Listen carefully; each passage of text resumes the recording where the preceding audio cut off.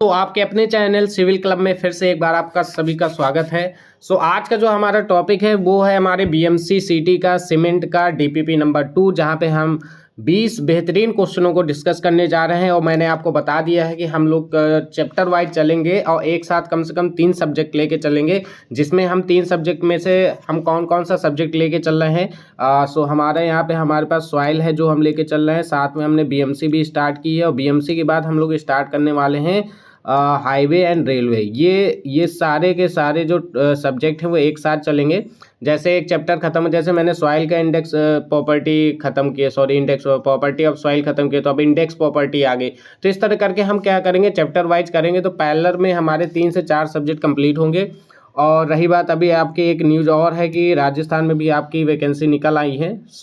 आप ये मान के चलिए बेटा, सिविल वालों के लिए बहुत सारी वैकेंसीज हैं। और यहाँ पे जो हम लोग डिस्कस करने जा रहे हैं, ये हमारा जो टेस्ट है सीरीज चालू की है हम लोगों ने, ये बोथ हिंदी एंड इंग्लिश माध्यम में, दोनों अब माध्यम में उपलब्ध है।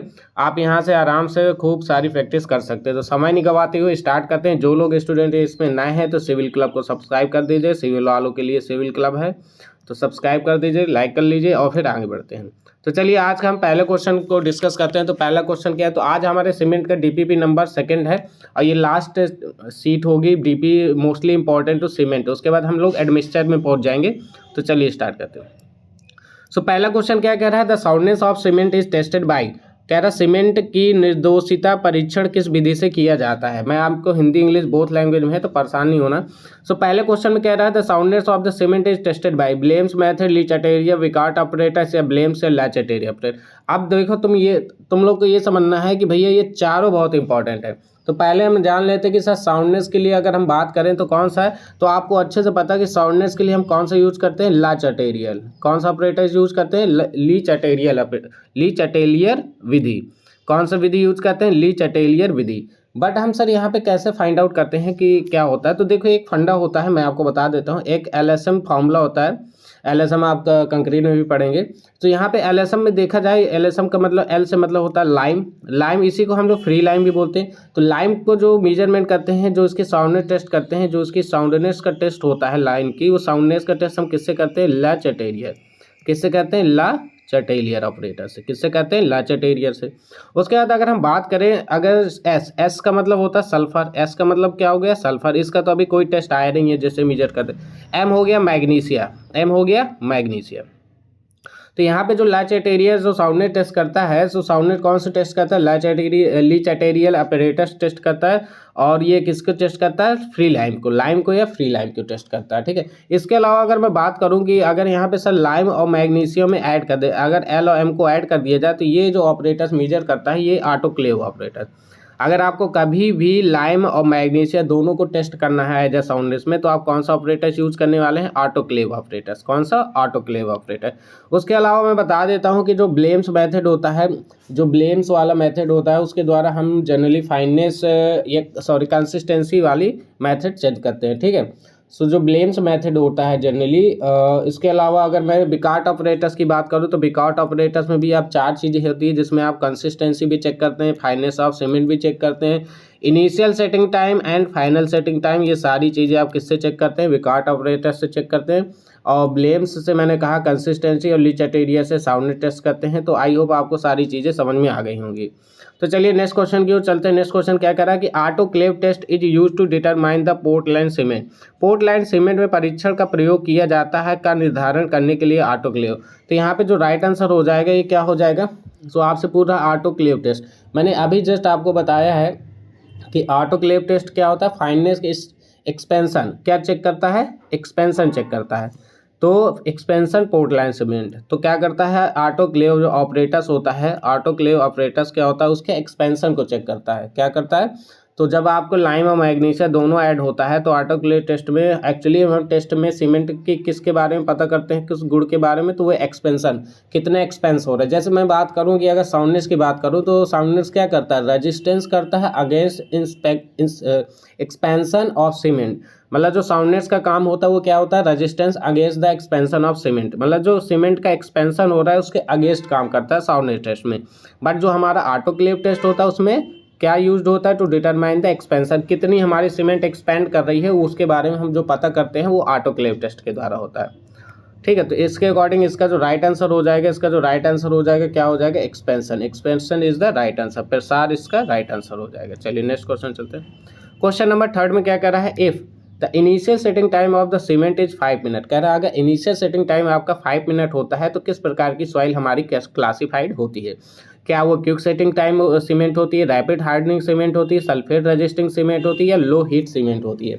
तो मैं आपको बता देता हूं कि यहाँ पे जो आपका, अगर आपका 5 मिनट की बात कर रहा है तो मैं आपको बता देता हूँ जो हमारी QSC होती है, QSC का मतलब होता है क्विक सेटिंग सीमेंट। क्या होती है? Quick setting cement. तो जो क्विक सेटिंग सीमेंट होती है उसका जो इनिशियल टाइम होता है वो 5 मिनट होता है और जो फाइनल टाइम होता है वो 30 मिनट होता है। क्या होता है? फाइनल मीन्स सर कहने का मतलब जो IST होता है वो 5 मिनट होता है और जो FST होता है उसका 30 मिनट होता है। और ये किस प्रकार की सॉइल होती है? सीमेंट होती है, सॉरी, ये सीमेंट होती है आपकी क्विक सेटिंग सीमेंट। क्या होती है? Quick setting cement. ठीक है, सो आई होप आपको समझ में आ गया होगा। चलिए नेक्स्ट क्वेश्चन की ओर चलते हैं। नेक्स्ट क्वेश्चन कह रहा है the test conducted by the Vicat's apparatus is, तो विकार्ट ऑपरेटर्स किसको कंसिस्ट करता है? तो मैंने आपको उसी समय बताया था, अभी क्या बताया था कि सर वो कंसिस्टेंसी भी बताता है, इनिशियल और फाइनल सेटिंग टाइम भी बताता है और साथ ही साथ क्या बताता है आपका? फाइनेस भी बताता है। तो इसके अकॉर्डिंग आपका जो राइट आंसर हो जाएगा वो क्या हो जाएगा? उपरोक्त सभी।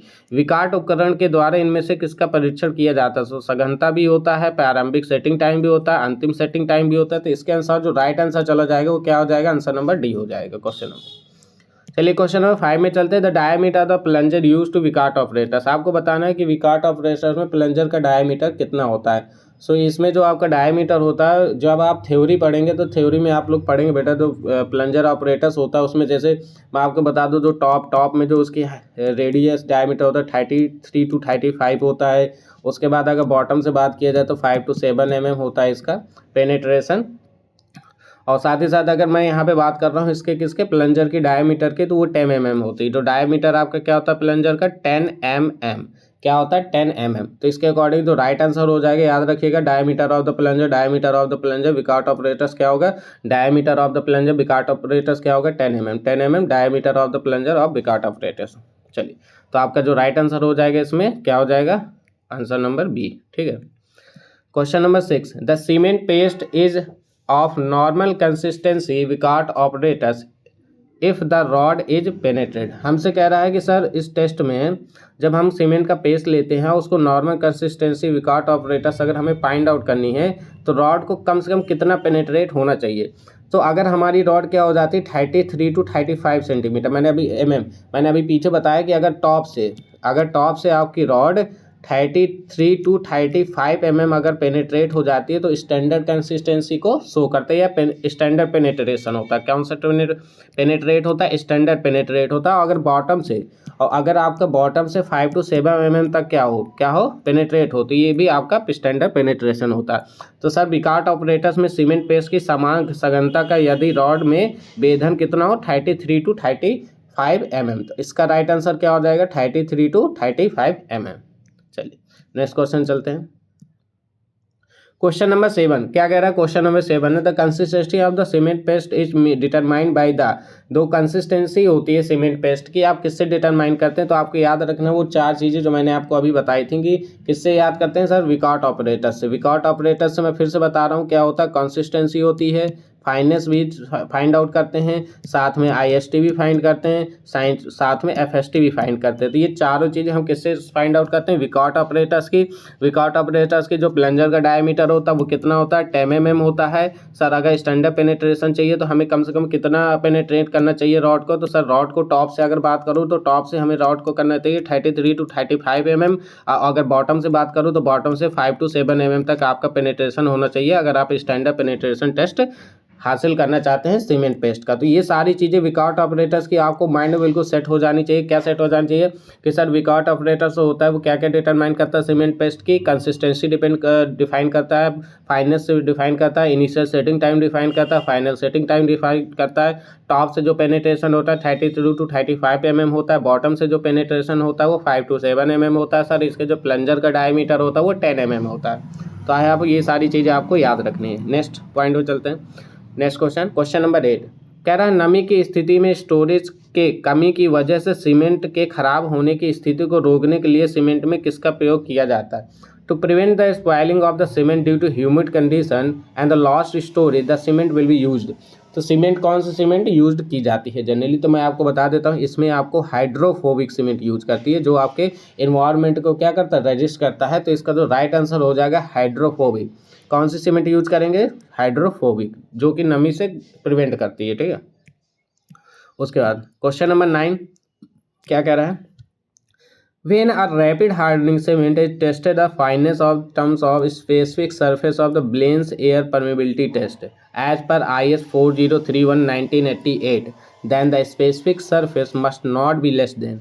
कह रहा है जब आप इसके अनुसार ब्लेन की वायु पारगम्यता परीक्षण के द्वारा विशिष्ट सतह के संदर्भ में तीव्रता से सख्त होने वाले सीमेंट के बारीकों के लिए परीक्षण किया जाता है, तो विशिष्ट सतह में कम कितने से कम नहीं होना चाहिए। तो आपको ये याद होना चाहिए कि जो IS आपका होता है, कौन सा IS आपका 4031, सर इसके अनुसार जो आपकी फाइन स्ट्रेंथ होती है वो किससे कम नहीं होनी चाहिए? आपकी 325।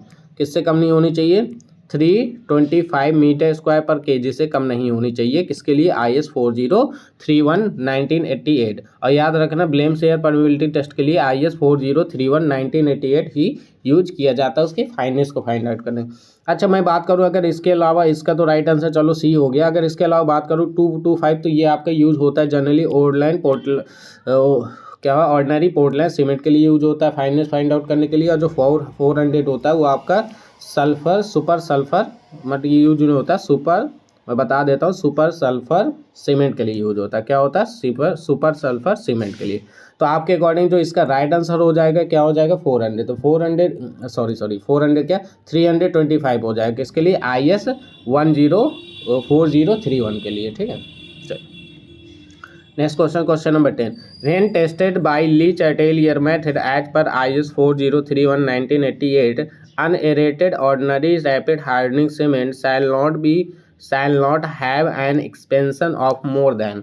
कहने का मतलब ये है कि जब सर इसके अनुसार जब लीच अटेरियर विधि के द्वारा परीक्षण किया जाता है तो अवधि साधारण शीघ्र कठोरीकरण सीमेंट का प्रसार किससे अधिक नहीं होना चाहिए। तो मैं आपको बता देता हूं बेटा कि दोस्तों IS 4031:1988 के अनुसार जो हमारा एक्सपेंशन होना चाहिए वो 10 mm से ज़्यादा नहीं होना चाहिए। किसमें? लार्ज अटेरियल में। तो अगर 10 mm से ज़्यादा हो रहा है, इसका मतलब हमारा जो पेस्ट है वो थोड़ा गीला है या सही नहीं बना। रैपिड हार्डनिंग सीमेंट के ध्यान देना, रैपिड हार्डनिंग सीमेंट, ठीक है, जो यहाँ पे हम बहुत जल्दी से उसको, जैसे डैम वगैरह में जनरली यूज होता है। उसके बाद क्वेश्चन नंबर 11 की बात करते हैं। क्वेश्चन नंबर 11 में क्या कर रहा है? Before testing the setting time, क्या कर रहा है? सेटिंग टाइम के टेस्टिंग से पहले वन शुड बी टेस्ट, हमें किसका टेस्ट करना चाहिए? सीमेंट के जमाव काल के परीक्षण से पूर्व चाहिए परीक्षण करना चाहिए। किसका परीक्षण हमें करना चाहिए? तो आपको याद होना चाहिए सबसे पहले, अगर सेटिंग टाइम है तो उसमें हमें क्या परीक्षण करना पड़ता है? सेटिंग टाइम में हमने करना होता है consistency.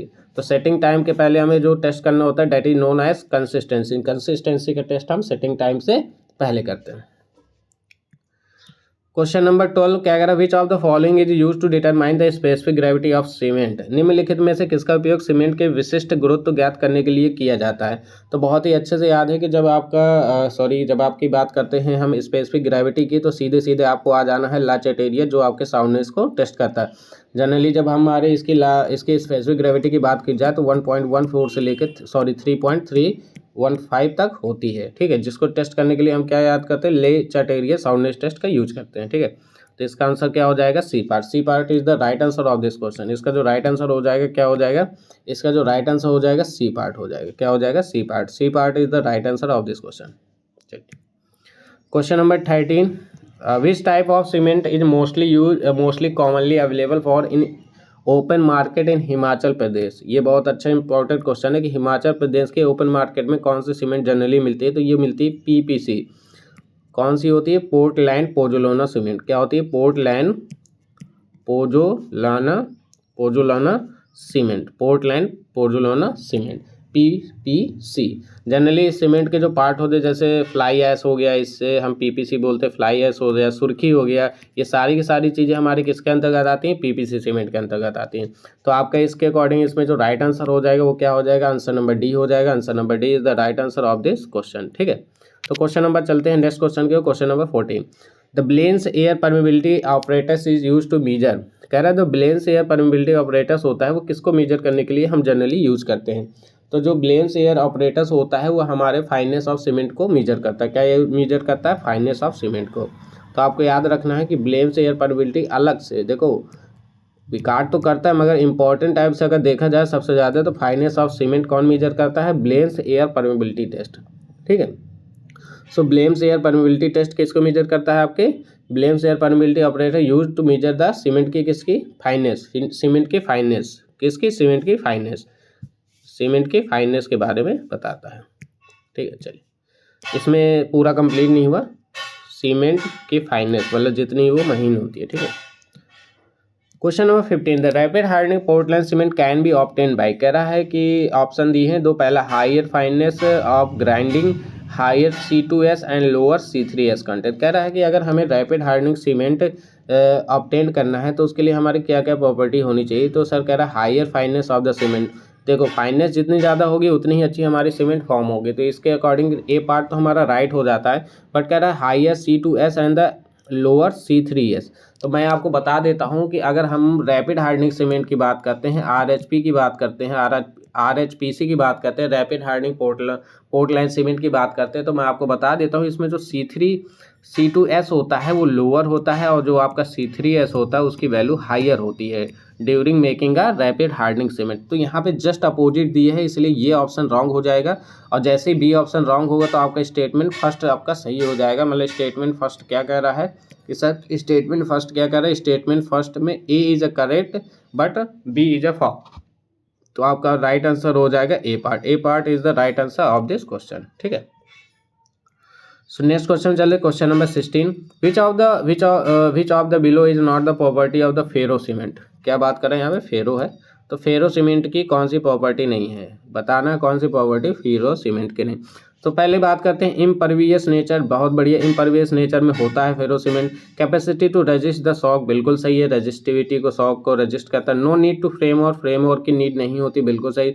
Strength per unit mass is low, नहीं भैया, स्ट्रेंथ पर यूनिट मास इसका हाई होता है, इसलिए आपका आपसे कह रहा है कौन सा गलत है, तो गलत आपका क्या हो गया? D part. तो D part is the right answer of this question. तो क्या है? सामर्थ्य प्रति इकाई द्रव्यमान कम नहीं होता, ज़्यादा होता है। The fineness of cement is determined by setting time, initial setting time, slump cone test, soundness test किसके द्वारा, या एयर परमेबिलिटी थी। आपको बताना फाइननेस ऑफ द सीमेंट किसके द्वारा करते हैं। देखो दो बताया था, ब्लेम्स एयर परमेबिलिटी टेस्ट के द्वारा करते हैं, अदरवाइज फिर अगर नहीं दिए हो तो विकार्ट ऑपरेटर्स ऑप्शन में लगा सकते हो। मगर अगर एयर परमेबिलिटी या ब्लेम्स एयर परमेबिलिटी टेस्ट दिए, मतलब आप समझना दिमाग से कि अगर ब्लेम्स एयर परमेबिलिटी या आपको सिंपल एयर परमेबिलिटी टेस्ट दिए, तो अगर आपसे फाइननेस ऑफ सीमेंट पूछ रहा है तो भैया यही ऑप्शन टिक करना, फिर आप ना विकार्ट ऑपरेटर्स मत चेक करना। ठीक है, तो ये टेस्ट होता है। ठीक है, चलिए सो राइट आंसर क्या हो गया? D part. क्वेश्चन नंबर 18 कह रहा है, क्वेश्चन नंबर 18 में क्या कह रहा है? So the fineness test of the rapid hardening Portland cement RHPC is residue on IS sieve number 9 should not be more than। तो कह रहा है कि जो सीव नंबर 9 के अकॉर्डिंग आपकी जो रैपिड हार्डनिंग सीमेंट की जो साइज है वो किससे ज़्यादा नहीं होनी चाहिए, आपको ये बता रहा है। तो मैं आपको बता दे रहा हूँ, जो रैपिड हार्डनिंग सीमेंट है उसमें ना आपकी साइज ना 5% से ज़्यादा नहीं होनी चाहिए। तो 5% का मतलब हो गया 0.05, और इसके अकॉर्डिंग जो राइट आंसर हो गया answer number B.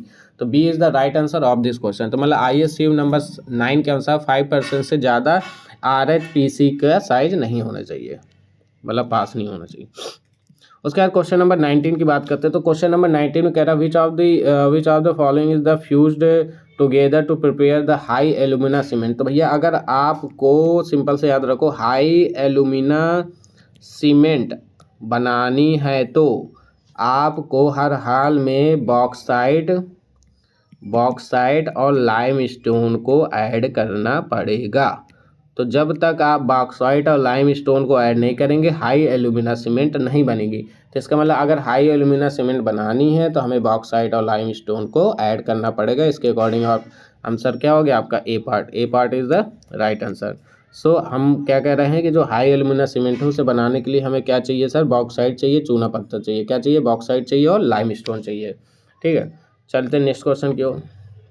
Question number 20 और लास्ट क्वेश्चन है आपका इसका। तो अकॉर्डिंग टू क्वेश्चन नंबर 20 क्या कह रहा है कि what is the amount of water use to conduct the initial setting time test of the cement which has a standard consistency of P, or the P is the percentage of the water required for the normal consistency water to be added to for determination of initial setting time is।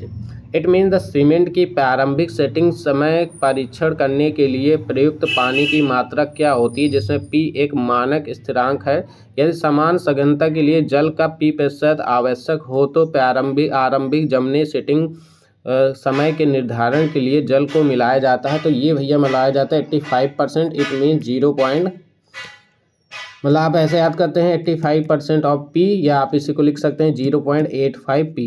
तो 0.85, तो इसके according तो right answer क्या हो जाएगा आपका, C part. तो C part इसका क्या हो जाएगा, राइट आंसर हो जाएगा। तो ये आपके थे कुछ सीमेंट से रिलेटेड क्वेश्चन जो हम लोगों ने अभी कंप्लीट कर लिए हैं। तो आई होप आप लोगों ने इसको कंप्लीट कर लेंगे। और जस्ट ये आपका सीमेंट पोर्शन कंप्लीट हुआ है, मतलब हमने अभी सीमेंट के ही क्वेश्चन कंप्लीट किए हैं ओनली। उसके बाद हम जाने वाले हैं एडमिक्सर के ऊपर।